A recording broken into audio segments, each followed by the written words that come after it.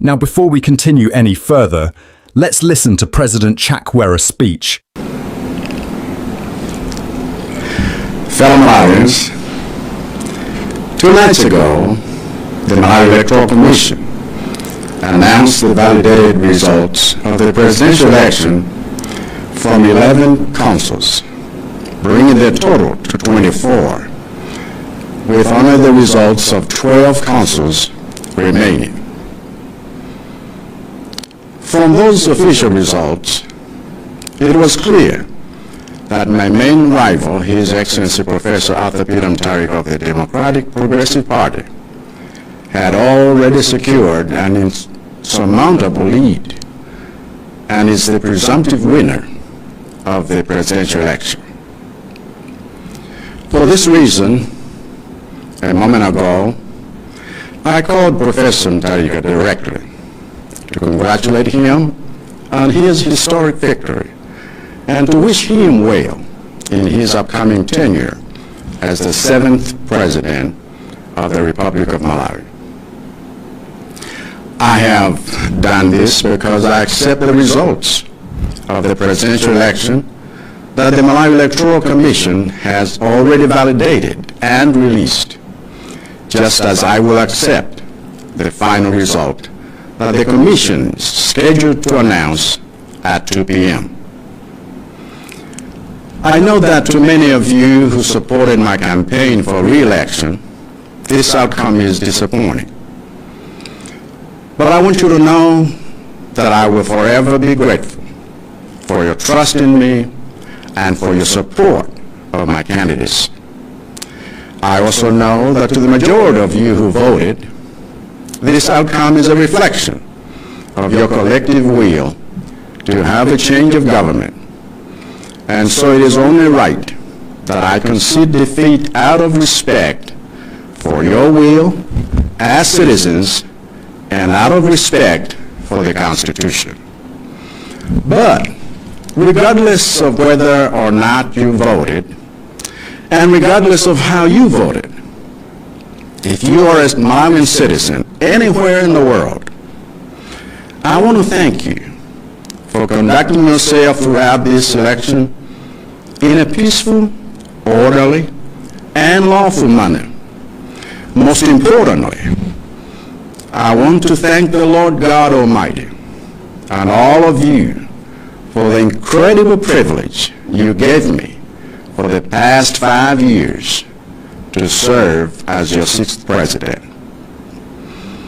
In the days that remain before my successor takes his oath of office, I want you to know that I am fully committed to facilitate a peaceful transfer of power.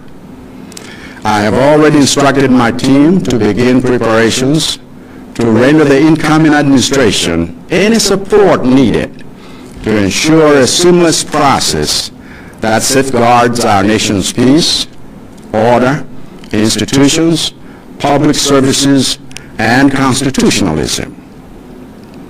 Additionally, I have issued directives for all my staff to see to it that over the coming days, all state residences are left in good order and in time for the President-elect to move in upon taking his oath of office.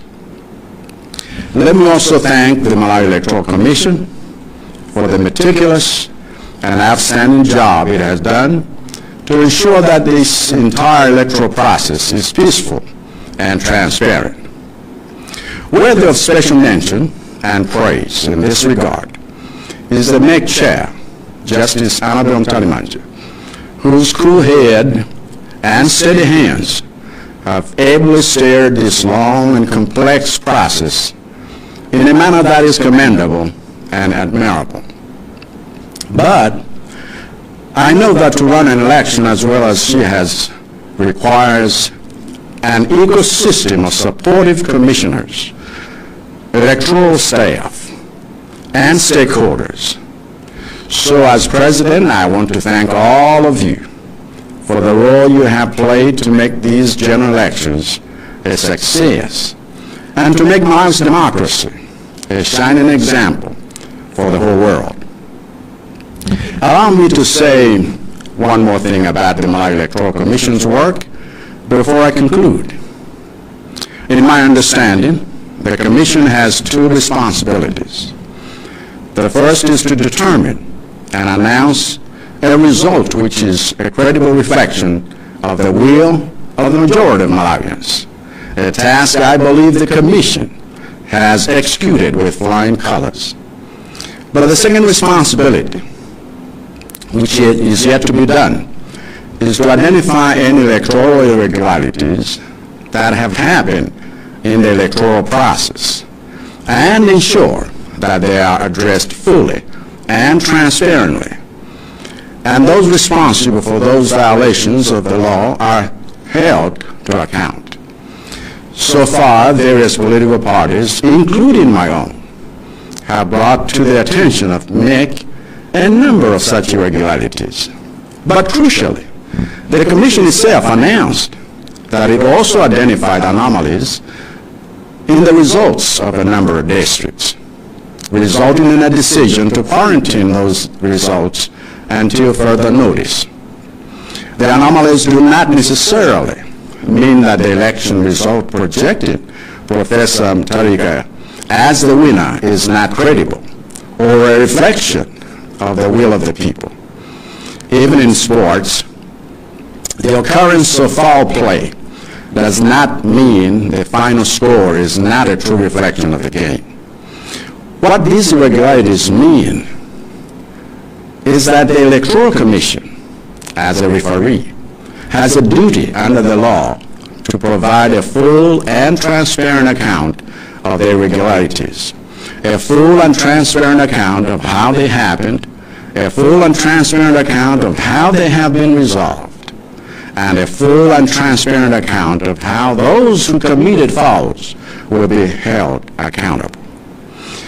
I was of the view that the Commission needed to do this before announcing the final result. And I even asked the High Court to prevail on MEC to do this before the final announcement. However, it has been decided by the Court that MEC should be allowed to address these matters during its final press briefing today. And I have accepted the Court's direction. I am hopeful that MEC will also execute this second responsibility with flying colors, because doing so will ensure that our electoral process and our democracy is stronger as we move forward.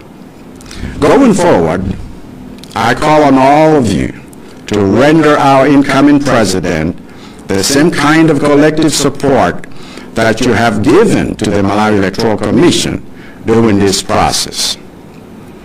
Because Professor Mutharika's success in leading our nation towards prosperity will depend on all of us standing as one people in pursuit of our nation's development. So whether you are a political party, a candidate, or a voter, or whether you have emerged on the winning side or on the losing side, my prayer is that you will all remain active in taking our development and democracy forward. And my commitment is to do my part in that collective effort.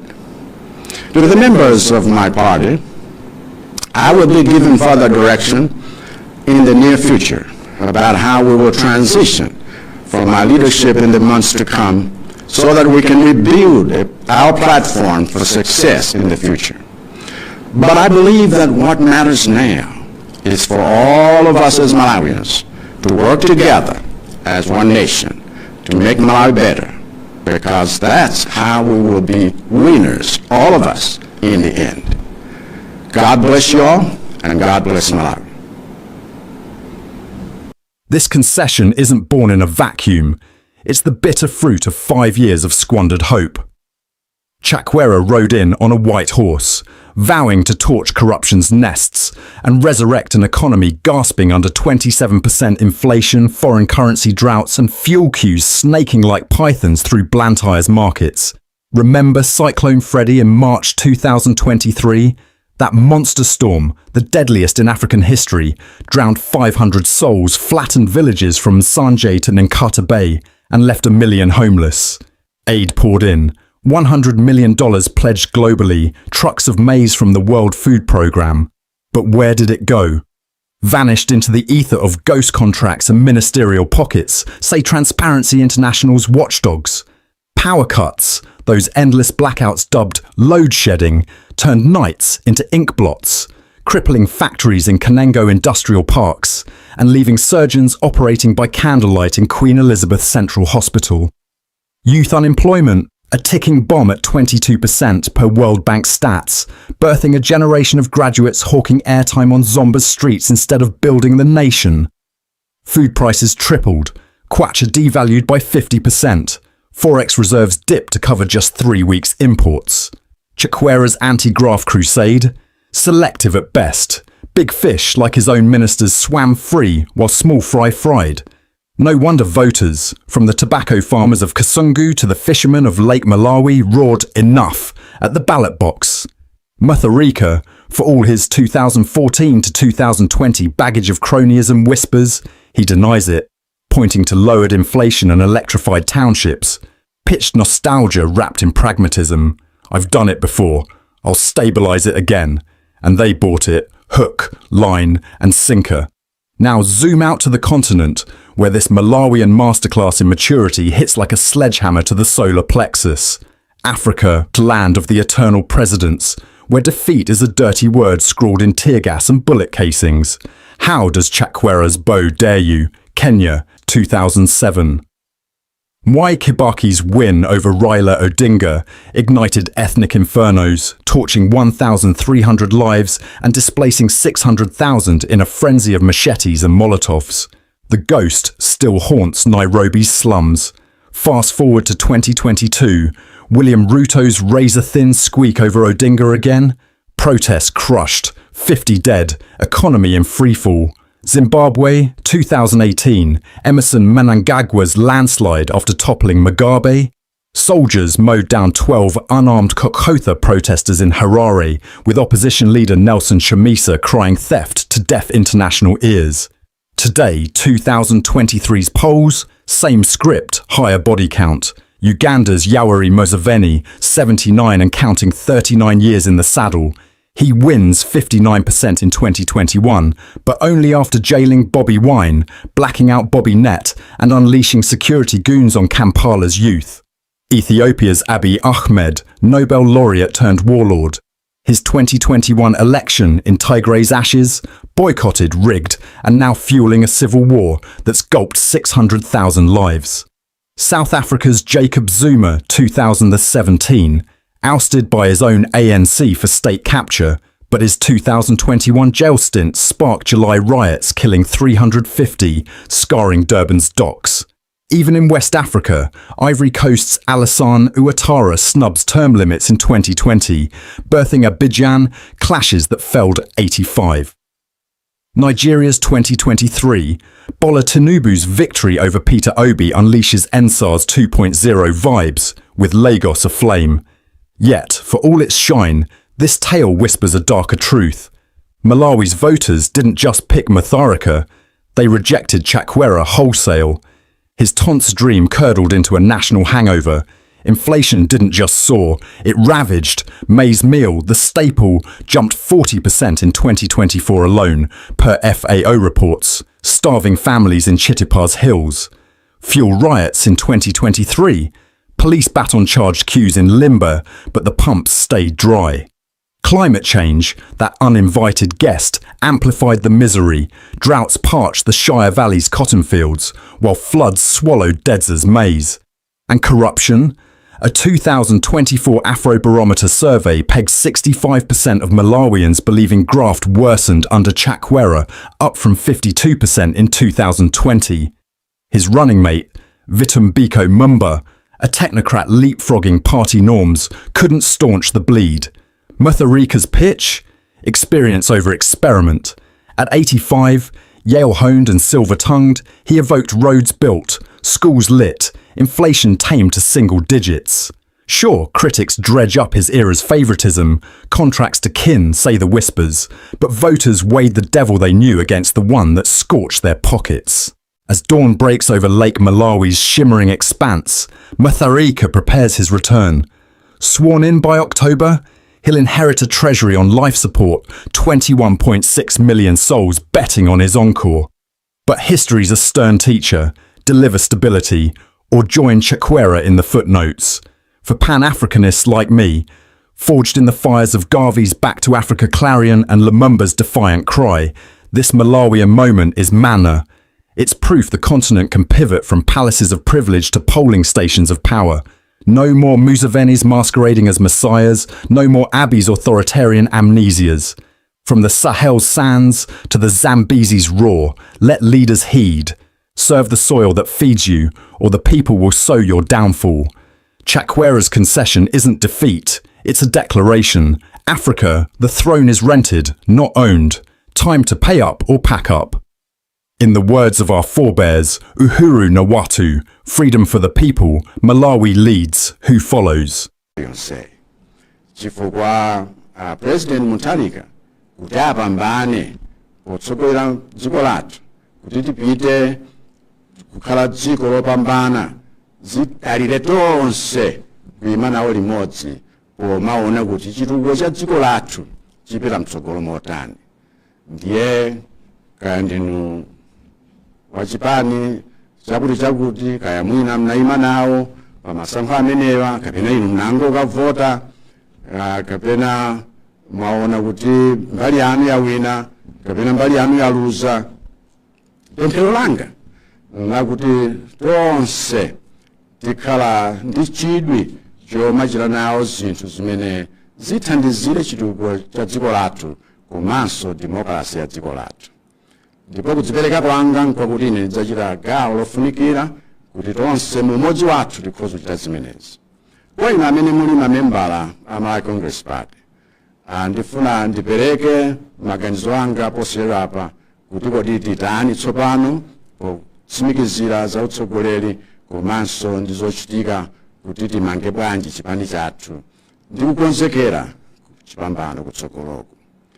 Koma ndikukhulupirira kuti chimene chikufunika kwambiri pali pano nchakuti tonse ngati Amalawi tigwire ntchito mogwirizana ngati mtundu umodzi kuti Malawi akhale wabwino kuposera kale. Chifukwa chimenecho nchimene chitipangitse kuti tonse tikhale opambana kumapeto kwake.